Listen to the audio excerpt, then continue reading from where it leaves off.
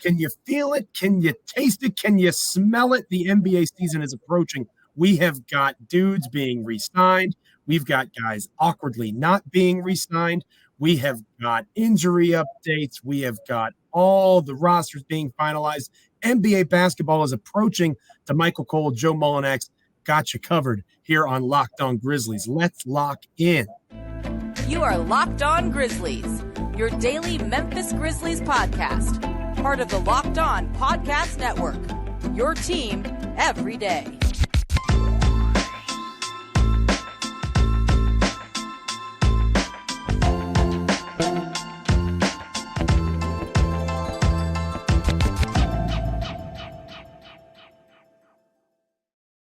Welcome to another episode of Locked On Grizzlies. I am one of your hosts, Joe Mullinax, joined by my esteemed co-host of the Commercial Appeal, Mr. Damichael Cole. And first off, we have to understand that Locked On Grizzlies, thank you so much for making us your first listen each and every day.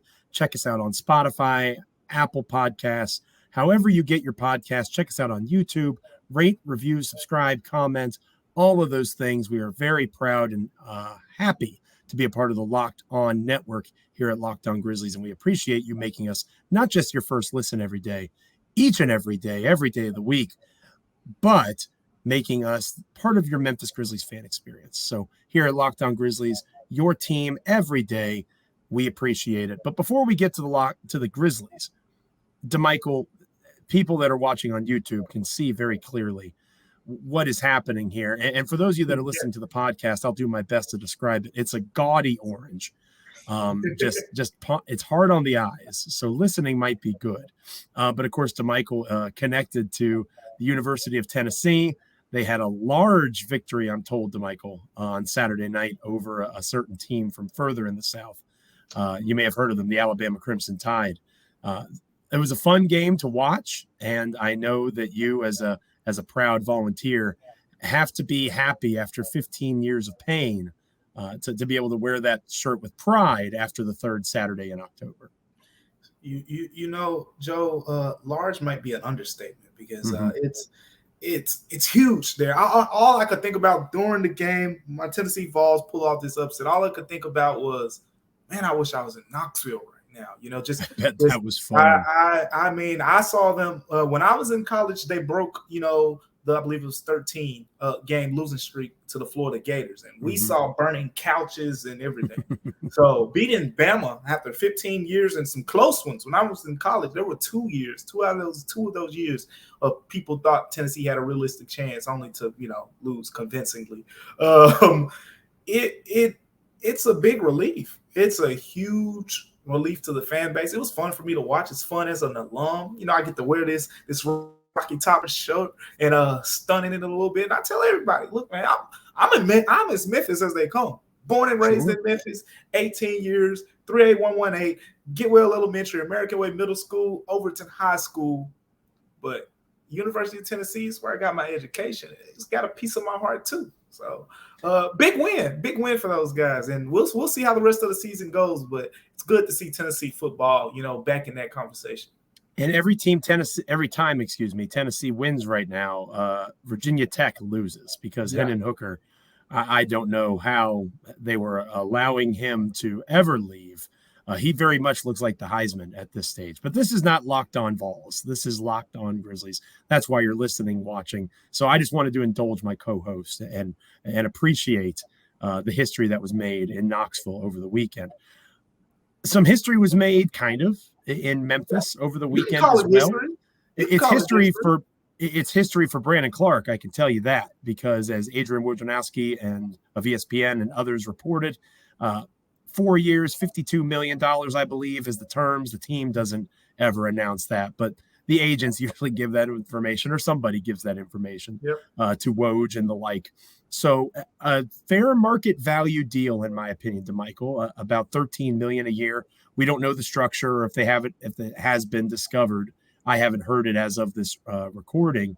Usually the Grizzlies work in dissension. They descend the contracts. They pay a little more up front and they let it work its way down.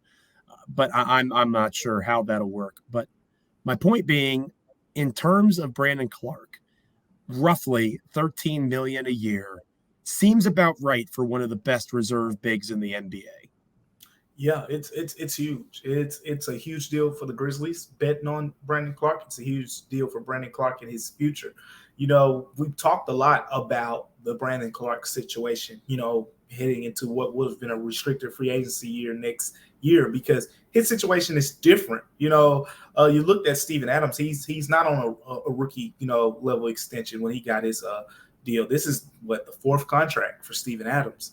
In Brandon Clarke's place, it's his second contract, and for him, he's a young player. So there's a part of him that you probably assume, hey, you could see it both ways, and why one of the sides would want to wait. Brandon Clarke may have wanted to wait, say, hey, I'm going to prove this year that I deserve starting market value, and I want to make more money than I'm projected to make. Or the Grizzlies could have said, he's averaged, 10.9 points for his career. Let's see if he can back up, his most efficient season of his career in his third season. Let's see if he can back that up again in his fourth year. And then we'll give him money. But both sides seem confident in each other. Of course, we know why Brandon Clarke is confident in the Grizzlies. He talked about it at media days. We talked about it here on Locked On Grizzlies as well. He seemed very, committed to the Grizzlies even before the contract extension. And then on the other side of it, we talked about how Zach Kleiman, he came out and he was talking about Steven Adams, Dillon Brooks,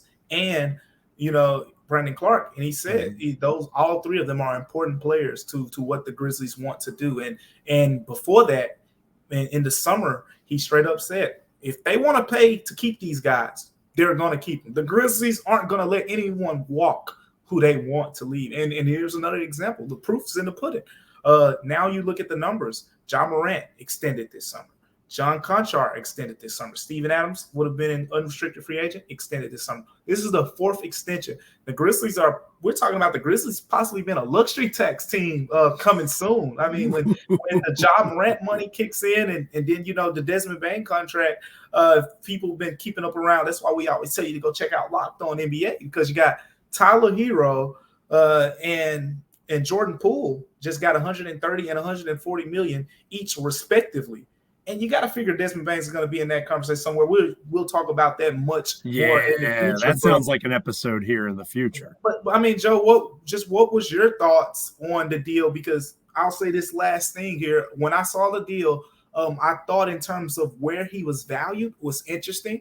I thought it was good, but I went and looked at a couple deals. So there was Wendell Carter, for example, starting center for the Orlando Magic. You remember he was traded from the Bulls. The Bulls didn't really value him as much. Went to the Magic, got a 4-year. Part of the Vucevic trade, I believe. Yep, exactly. Got 4 years, $50 million deal. Then this past season, we saw Robert Williams get his money. 4 years, $54 million. So Brandon Clarke slots in right in between those guys. And as we both know, the big difference between Brandon Clarke and those guys, each of those guys started more than 60 games last season. Brandon Clarke has only started 21 games in his career. So the Grizzlies are paying him starter value. Joe, just your thoughts. I'm totally okay with that. And I'm fine with that being right there in the middle. Clarke is more valuable to the Grizzlies than he would be to most other teams because of what his fit is alongside John Morant offensively and what his fit is like, theoretically at least. The numbers back it up some, but we haven't seen it enough with Jaren Jackson Jr. at the 5. You're talking long-term. You start a game with Steven Adams at the 5, but you end it with Jaren at the 5. And if you're ending it with Jaren at the 5, you're probably ending it with Clarke at the 4. And those two, in terms of switchability, the versatility they have defensively, we've talked about it before, but it really can just grow now, right? Another 4 years of Clarke alongside, or at least another 3 years. Jaren's contract's 1 year ahead of Brandon's, I believe. But, an extended amount of time, barring something unforeseen occurring, where these two guys can continue to work together defensively, and then Clarke can continue to work with John Morant offensively. You assume Desmond Bain gets some sort of extension. And that's just the core of this team being locked in. Damichael is extremely important because it's part of the culture they've built, right? They have committed to the long game. Brandon Clarke was drafted by this team. John Morant was drafted by this team. Jaren Jackson Jr. was drafted by this team. Desmond Bane was drafted by this team. Most of this team was secured by the draft, or a majority of the team. And with that in mind, you are establishing what it means to be a Memphis Grizzly with a young group of players that obviously keeping them around helps build upon that value. Brandon Clarke sees himself as a Grizzly. The Memphis fan base sees him as a Grizzly. The front office understands his value on both ends of the floor. It makes sense. So from a broader NBA scale, I could see a national pundit saying, that's peculiar. I don't know if I would pay Brandon Clarke that much for the exact reasons you just outlined. Orlando, Carter Jr. is viewed as a possible most improved player candidate in terms of the opportunity he's going to get in Orlando. He's looked really good in the preseason. The Grizzlies have obviously had a chance to see him in the preseason. And then obviously Robert Williams, Time Lord, he's a stud for the Celtics. You know, that might look like one of the most valuable contracts, especially once that new CBA kicks in. So I think that a national pundit looking and saying Memphis overpaid, that makes sense. But again, the more things change, the more they stay the same. The Grizzlies are paying for someone that holds more value to them than he probably would hold elsewhere, just like Zach Randolph and Tony Allen and all of these guys before him. Mike Conley signed the contract that he did, and people said, what in the heck is this? Why is Mike Conley getting this money? Well, it was that crazy summer of 2016, for one. What a fortunate time to be a free agent. But at the same time, Conley held tremendous value to Memphis. It's in a different way. We've gotten to the ends in a different manner, but the means are the same. He is a functional player, not just in terms of his versatility, but in terms of how he has helped build this version of the Grizzlies, and they're having success. So why would you want to walk away from that? I think is a pretty important piece of information. But something that you should be considering walking away from is wasting money on subscriptions. 80% of people have subscriptions they forgot about. Maybe for you, it's an unused Amazon Prime account or a Hulu account that never gets streamed. There's this great app that I use that helps me track all of my expenses. And because of it, I no longer waste money on subscriptions I don't even use. You might have heard of it. It's called Rocket Money, formerly known as True Bill. The app shows all your subscriptions in one place and cancels what you don't want for you. Rocket Money can even find subscriptions you didn't know you were paying for. You may even find out you've been double charged for a subscription. To cancel a subscription, all you have to do is press cancel, and Rocket Money takes care of the rest.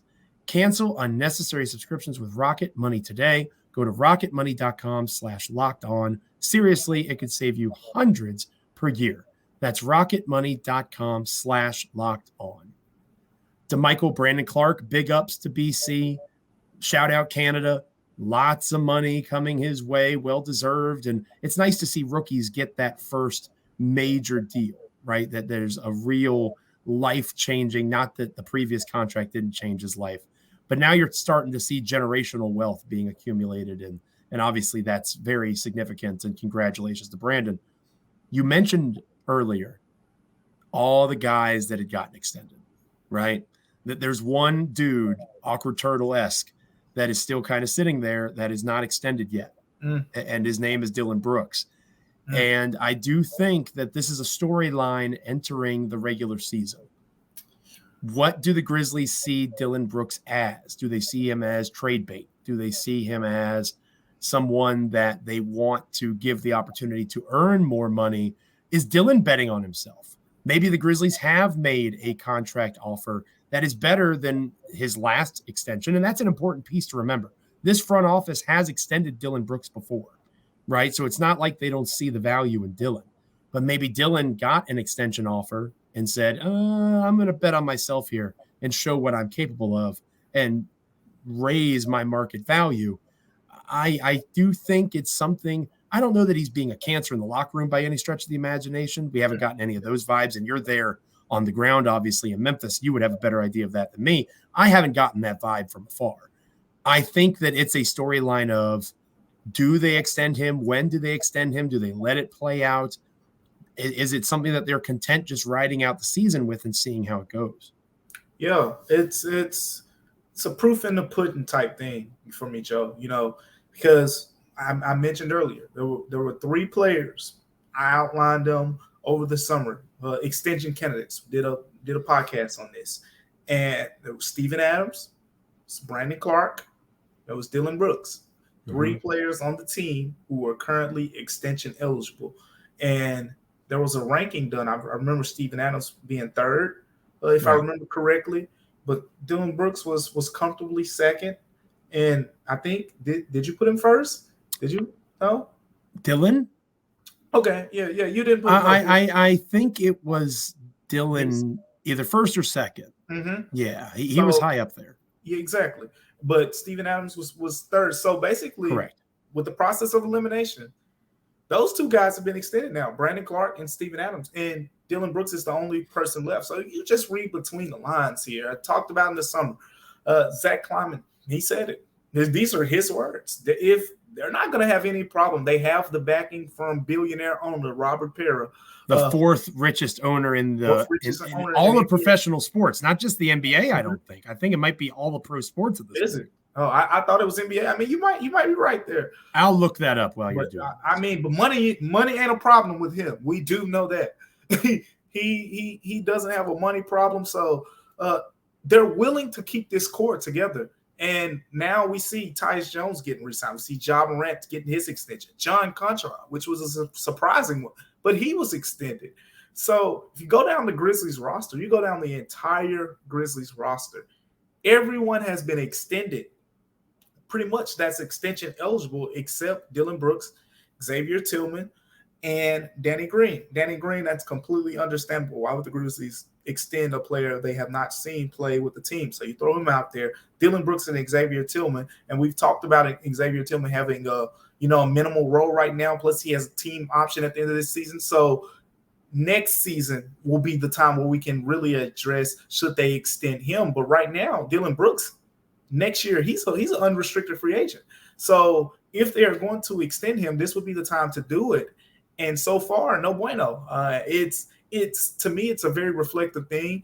You look at it 2 ways. You can say, hey, they don't think this of Dillon Brooks, or you can just say, hey, everyone who knows, how finances work and things like that, hey, once you're spending $50 million on Brandon Clarke and you're giving Steven Adams, money, you're getting Tyus Jones, making him the highest paid backup point guard, in the NBA, you just paid Ja, a boatload of money. You're going to have to pay Desmond Bane 9 figures next offseason, FYI. If you just do the math, somebody might get the short end of the stick. And the Grizzlies, I've talked about it, the position where they have the most depth is that small forward position, because you have Jake LaRavia and David Roddy, who you just drafted in the 1st round. But you have Zaire Williams, who you drafted in the 1st round last season, who showed promise. So you just do the process of elimination. You say, hey, they have Steven Adams at center. But after Steven Adams, there's some question marks if they don't resign Brandon Clarke. Need to resign him. And then you do the same thing with Tyus Jones. Oh, we just drafted Kennedy Chandler, but you got to make sure he's the guy you think he is. First, so boom, let's re-sign Tyus Jones and let him learn from him before getting him that role.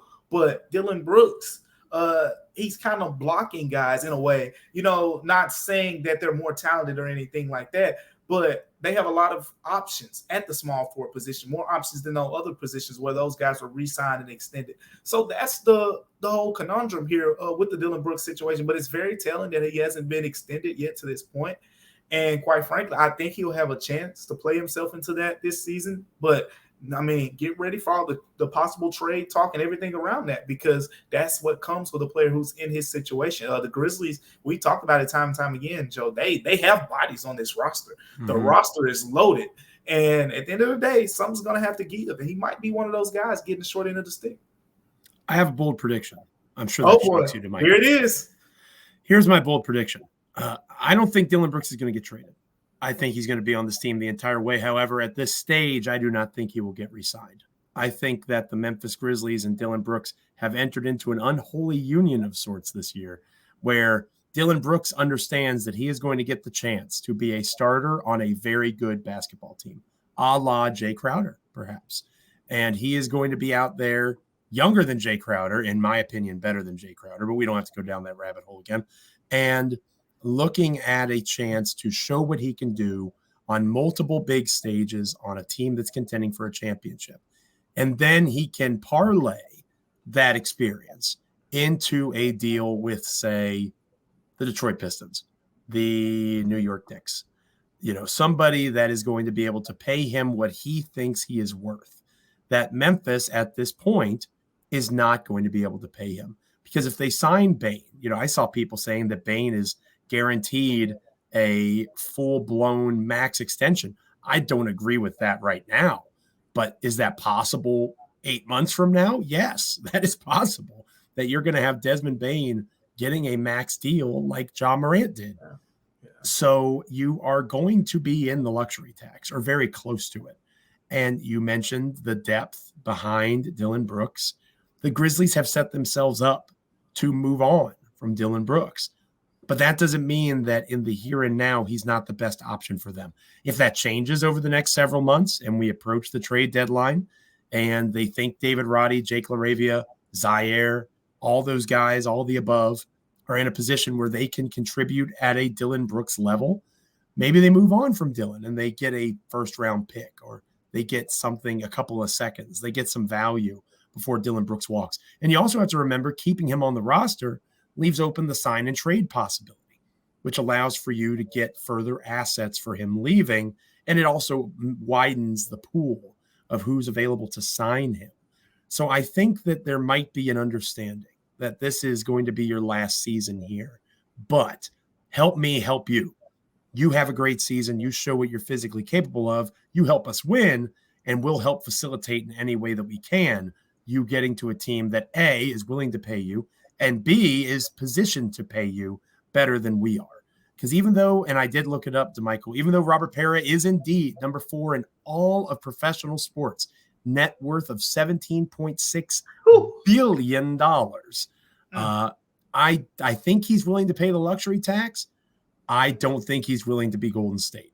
So I'm not sure that Dillon's going to be in that mix. But even with a team culture-wise, roster strength-wise, as strong as the Golden State Warriors, all signs point to Draymond Green entering his last year potentially as a member of that franchise.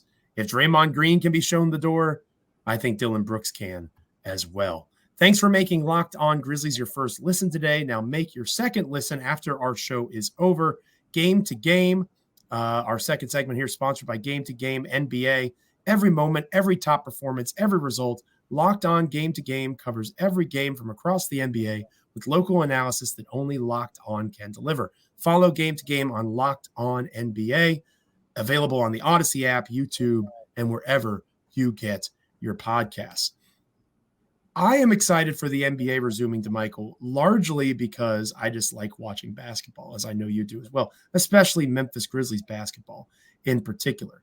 But I'm really excited because that means that it's almost time to get up-to-date betting information again to make sure that you are on your P's and Q's with all of your betting needs. That's where betonline.net comes in. It is your number one source for not just football betting, but NBA betting, all sport betting entering the season.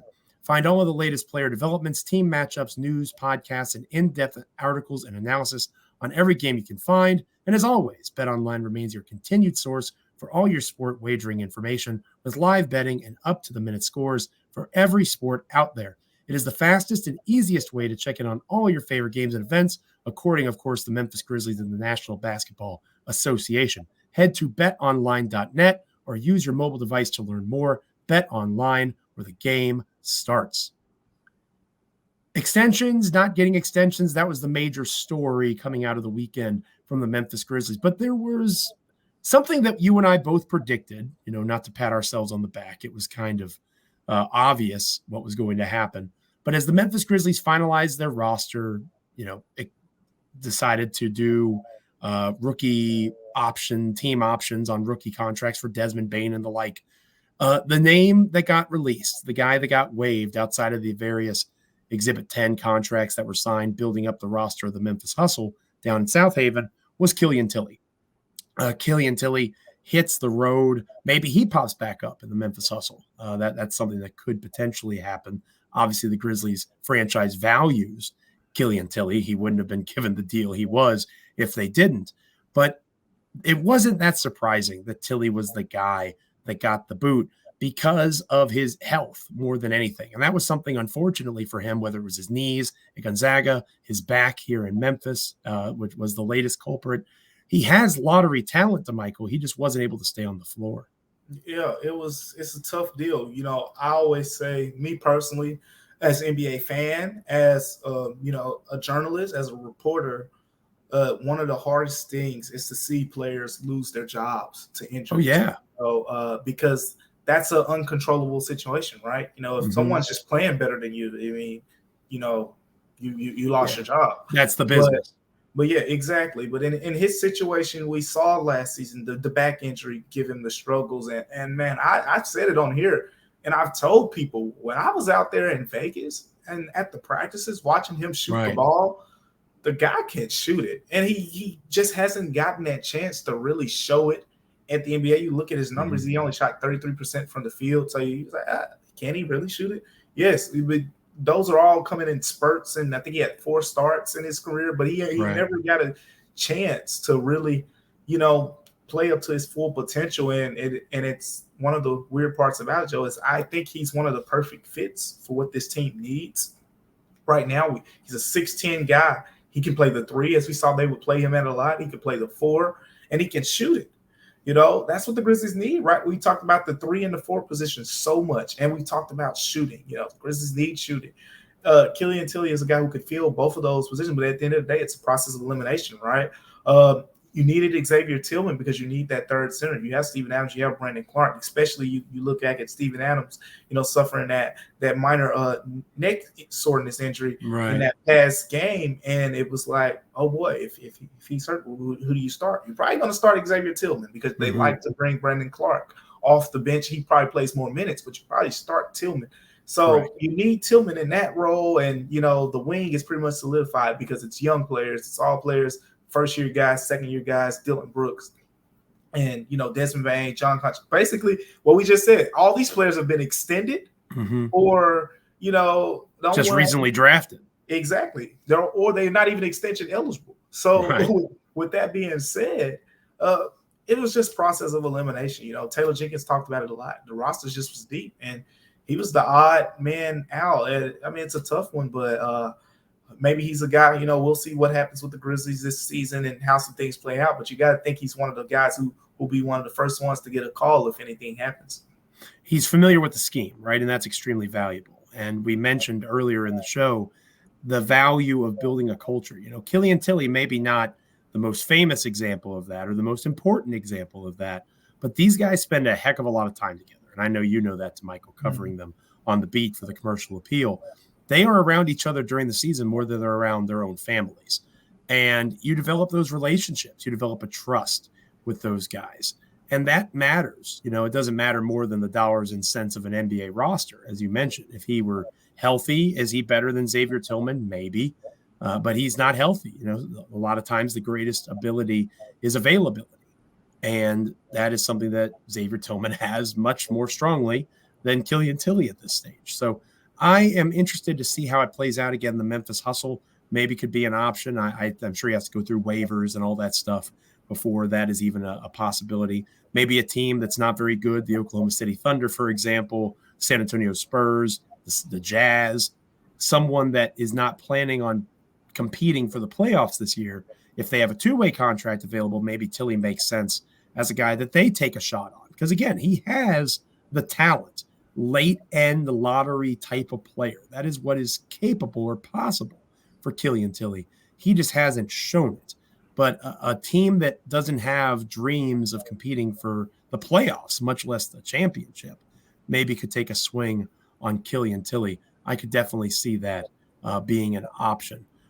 Damichael, it's amazing how these shows fly by when the season is approaching. It's so quick and fast and speedy. The content flows. We're jam-packed over here. Yeah, absolutely. So I think, going into tomorrow's show, what I'm most excited to talk to you about is I know the Grizzlies are conducting a practice tomorrow. And you, again, beat writer for the Commercial Appeal, you'll be at practice, chance to talk to Taylor Jenkins. I know there's some injury possibilities, especially one to Zaire Williams that maybe has the attention of Grizzlies fans the most heading into the first game on Wednesday night against the Knicks at home. Yeah. People were wondering what was the deal with Steven Adams, what was the deal with Zaire Williams on the Steven Adams front. We'll start there. He's good to go. He's pretty good to go. I was watching him in practice, to see if there was any limitations on Saturday after the Grizzlies got back from Detroit. And I mean, the guy was in practice being the normal jokester he is. If you need physical indication that he's fine, I saw him pick up 265 plus pound Kenneth Lofton Jr., kind of how he did Tony Bradley. So we saw him pick up Tony Bradley about 6'7", 265 plus. So that's aggressive. Your neck can't be too sore if you're picking him up and twirling him around. So all signs are good there. Taylor Jenkins said he was a full participant at practice, and he's good to go. Zaire Williams, probably a little bit more concerning. I'll be there at practice, and I have an update, tomorrow on tomorrow's episode on that, because the thing there is knee soreness, right? So we saw on the Grizzlies report knee soreness was a thing that Ja Morant dealt with, and I think there were a couple other players that had knee soreness pop up at certain points during the season, and sometimes they only missed the game. And we saw in Ja's case, he missed a couple weeks. Right. So we'll see what this means. But so far, based on the conversation I had with Taylor Jenkins on Saturday, it sounds like the Grizzlies are just slow playing it, say, hey, it was preseason games. He basically said they seen enough from Zaire Williams in preseason, enough to say they didn't feel like they had to, forcefully play him in those last two preseason games. And then with him saying that gives me the indication that he's closer to being ready. But the fact that they're saying he's still questionable, we'll see how it goes. He hasn't practiced. He didn't practice at the open practice on last Sunday. He didn't practice this week. He didn't practice on Saturday. If he's practicing, potentially – in one of these upcoming practices, I'll be there, and then we'll get a better indication if he's ready to go on Wednesday. And that's important information. And we could talk about whether he is or isn't in the rotation, what those rotations will look like, especially if he's outside of it. Because outside of Tyus Jones and Brandon Clarke, Zaire Williams has always kind of been seen as one of those guys that's a lock for the top 8 players on this roster. If he's not there to start the season, who should or will get those opportunities first? That certainly will bear watching. So make sure you're tuning in to Locked On Grizzlies for our next episode, where Damichael and I will be talking about that latest update from practice. Thanks for making Locked On Grizzlies your first listen today. Now make your second listen Locked On NBA. The NBA season is here, and our local NBA experts and insiders have you covered on and off the floor all season long. All the biggest stories around the NBA every Monday through Friday in less than 30 minutes. It's available on YouTube, Odyssey, and wherever you get your podcasts. For my wonderful co-host, Damichael Cole, shout out again to Rocky Top. Tremendous win. Continue to enjoy that. That's one you hold on to for a while. So for Damichael, I'm Joe Mullinax. Thank you so much for listening and watching, however you're taking in the show. We appreciate making us here at Locked On Grizzlies your first listen each and every day. Until next time, this is Locked On Grizzlies.